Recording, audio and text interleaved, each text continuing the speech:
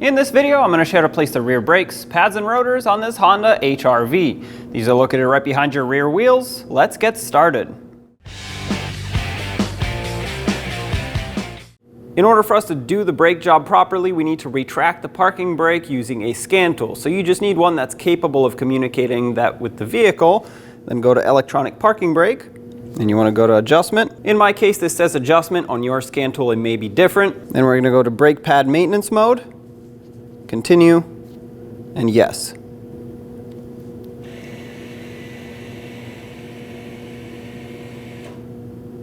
All right, you will have heard the parking brake motor run.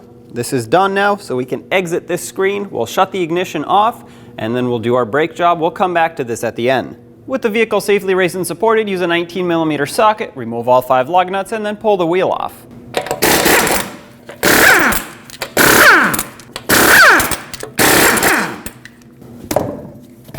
Remove the wheel. Now we can see our caliper, and the first thing I like to do is to make sure that the bleeder screw opens and flows brake fluid through it. I prefer to open it up when I compress my piston, so I'm going to take the cap off of it. Hopefully yours still has it. Otherwise, it may be clogged. You can use a little pocket screwdriver to help you out. And I say that it may be clogged because this one actually sits upright in the wheel well, so debris will naturally fall down. Then take an 11mm wrench or socket. We'll break this free. Have a collection bucket underneath, or in my case, I actually have this hose with an attachment on it that'll seal up against the bleeder screw, and I can see my brake fluid coming in through this clear hose as I compress my caliper piston. I'm going to take a little pry bar, stick it right in here in the opening of the caliper, and pry this way. That'll press the piston in as the caliper comes forward. Not only will this compress my piston, it'll check that it's functioning smoothly, and it'll make sure the sliders function smoothly at the same time. Perfect. This should not take a lot of force. If it does, something's stuck. Now that I've pulled it all the way, I'm going to press it back, stick my pry bar on the piston side, and I'll push that in the rest of the way as far as it'll go. And that's it. That just bottomed out. I'm going to let this drain for a second just to make sure that there's no air in here. I'm going to close this off with my 11mm wrench. Just snug it. At most, 1/8 of a turn after it bottoms out is plenty. In my case, I'm going to remove my hose. If you have brake fluid all over here, use brake parts cleaner with a collection pan underneath to clean it off. And of course, reinstall the cap. Now use a 13mm wrench or socket and remove these 2 bolts that hold the caliper onto the bracket.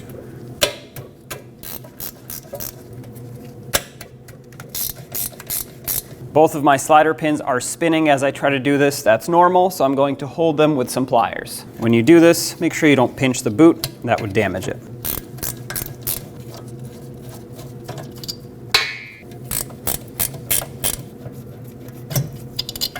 With both of these bolts off, we can remove our caliper, flip it over. We're just going to inspect it really quick, making sure that right here on the piston we don't see fluid. The boot is fine, everything is good, so we're going to set that aside, making sure that it doesn't pull on the brake hose or on the wire that goes to the parking brake motor, so just hang it out of the way somewhere safe. Now we can remove our brake pads, just push them out. If they don't come out easily, you can use a little pry bar, just tap them or pry them, do whatever you have to do to get these to come off.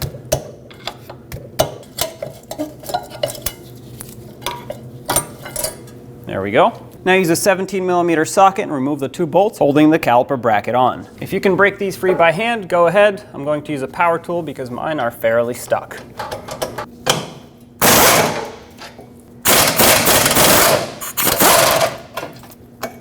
And now remove your caliper bracket. We'll set this aside to clean it. These rotors will be held on with a Phillips head screw. If you have an impact driver, you can use that. If you don't and you just have a manual screwdriver, take a punch and a hammer and tap this right in the center. The vibrations will help break it free. We'll set this aside. We will be reusing that screw. At this point, the rotor should come off. Mine is stuck on here, so I'm going to take a hammer, tap between the lug studs, and that will break it free. Pull this off and set it aside. It's time to clean the surface of the hub where the rotor mounts. This will make sure that the new rotor mounts nice and flat. To clean this, you could use a wire brush if the rust isn't that severe. I'm going to just go with a sanding disc because I do need to remove some thicker corrosion on here. Just don't take off too much material. You don't want to make the surface uneven. Now I'm going to rinse it with brake parts cleaner, and I'll apply a thin layer of anti-seize to prevent further corrosion from happening. Now I'm going to take my new rotor and I'm going to temporarily install it backwards on the hub. This will hold it for me so I can use brake parts cleaner and degrease this braking surface. You just want to ensure that this is nice and clean. Then flip it around and you want to install it in the right orientation, meaning these two screw holes need to line up with the threads on the hub side. I'm not going to put 2 screws in because it didn't have 2 originally, but regardless, they need to line up. Once it is lined up, it's time to secure it. Just snug these up. You don't need to make them very tight. And I do recommend putting a little bit of grease or anti-seize on the threads of this screw so it doesn't get stuck in the future. Now with our bracket on the workbench, we can remove the anti-rattle clip. Just pry it up. And underneath here where it mounts, we have to clean it. You could use a file, a wire brush, or in some severe cases, a very gentle sanding disc. But you want to make sure you don't remove too much material to where the pads now have too much space. You just want to clean it up. Once you get this as clean as it'll be, it doesn't have to look brand new, but it does have to be clean like I said. Put a little bit of silicone paste that is rated for brakes. If you don't have that, use brake grease. Regardless, you need a grease that is rated for high temperatures or it will melt as the brakes heat up. You want to make sure you apply it everywhere where you cleaned, just a thin layer. Once you've done that, you can take the anti-rattle clip and line it up and press it on. Make sure that that's fully seated and locked in, and we'll do the same to the other side. And now what we need to do is remove the slider pins one at a time because one of them will have a rubber sleeve, the other one will not. Therefore, it's important that they go back where they came from. I'm going to wipe this one off. This one's in great shape. There's some good grease in there, so I'm not going to worry about flushing this out. Up here, I don't see much rust at all. Usually it bubbles and swells over here with rust. If that's the case, use a wire wheel on a drill or something that'll get in here and clean it up because this is where the boot seals, and if it doesn't seal, it will let water in. I'm going to take a little bit of silicone paste and stick it inside the boot. This will create a nice reserve of grease in there. Then I'll put some grease on the pin with whatever's left on my brush. You can't put too much on here because if you do, it'll just get wiped off as you try to insert it, so it would go to waste anyway. Apply some right up here on that ridge. Get the slider pin in the boot all the way. Now you can see there's air trapped in here. To get that out, you just have to squeeze the boot and push the pin in at the same time, and that'll squeeze the air out. You also want to make sure that grease gets right in that little ridge there where this seals up against the caliper.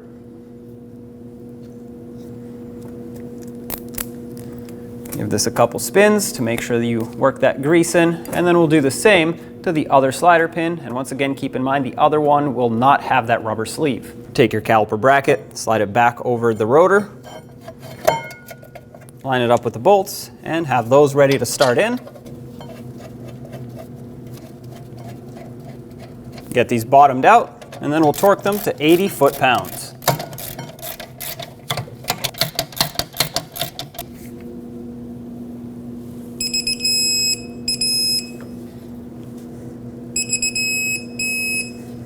All right, those are tight. It's time to put in our pads. The one that goes on the inside has this wear indicator. Put it in at an angle and press it on. And we'll do the same to the outer pad.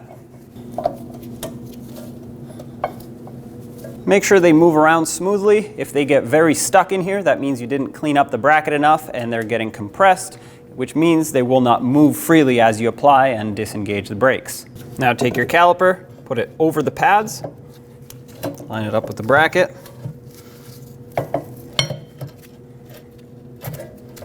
There we go. Have your 2 mounting bolts ready just to start these on so that this can stay somewhat secured. We'll bottom these out and then we'll torque them. Torque these to 26 foot-pounds.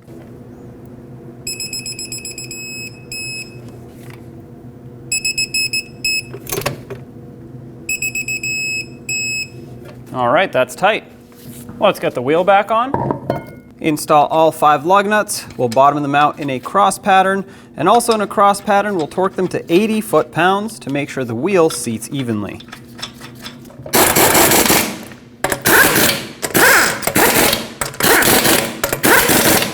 "80 foot-pounds in a cross pattern, here we go.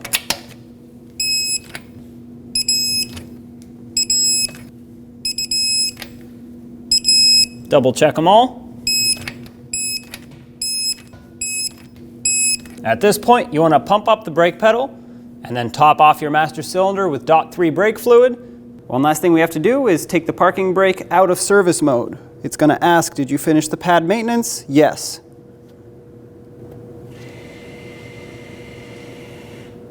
You heard the calipers operate. Perfect. It's all set. When only the best will do, demand TRQ. The only company that lets you view before you do. TRQ is committed to offering the highest quality aftermarket auto parts that are engineered for peace of mind. Thanks for using and viewing with TRQ.